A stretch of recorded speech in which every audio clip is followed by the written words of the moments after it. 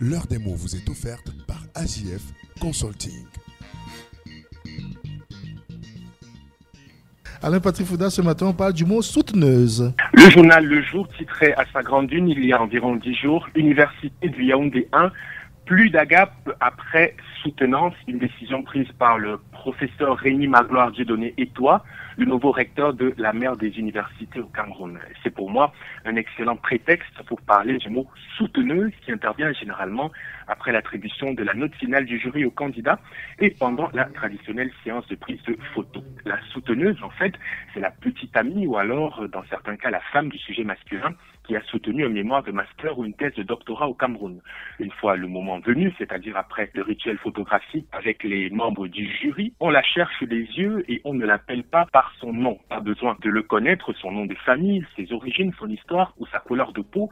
Elle existe de facto, sa condition d'existence étant la présence de celui qui est son compagnon ou son amant dans un jury de soutenance. À l'inverse, on parle aussi du souteneur, mais plutôt rarement, tant à la base, la notion de souteneuse est construite pour désigner la femme qui partage la vie de l'étudiant-chercheur en quête de parchemins et de lauriers académiques. Il est souvent arrivé que pour la même soutenance, deux souteneuses soient présentes sur les lieux de l'événement.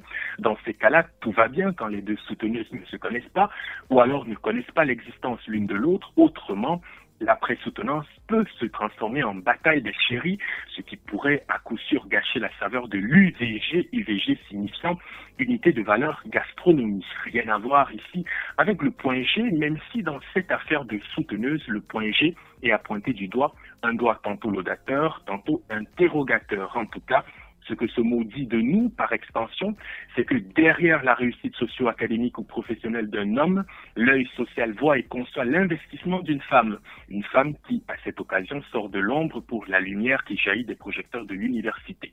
Ce mot a donc le don de rappeler le rôle social de la femme dans le processus de construction de la respectabilité et de la dignité de son homme à elle. Avec la décision du recteur de l'université de Yaoundé 1 de délocaliser les agapes pour éviter la briquetérisation de l'université camerounaise, les souteneuses, du moins en Guaïtélé, c'est ici à Yaoundé, vont devoir se produire ailleurs, hélas. Mais l'histoire retient que pour chaque sujet mâle qui arrive au niveau du Master 2 ou de la thèse de doctorat, la présence d'une souteneuse, c'est le signe qu'il a franchi un cap. C'est le signe que le jeune loup aux dents longues est d'ores et déjà un homme. Alors vive l'université, vive toutes les souteneuses de la République. Je vous remercie et je vous dis à demain pour un autre numéro de l'heure des mots sur ABK Radio.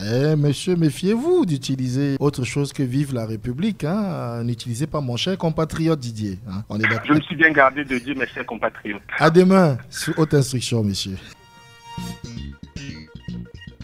L'heure des mots vous est offerte par AJF Consulting.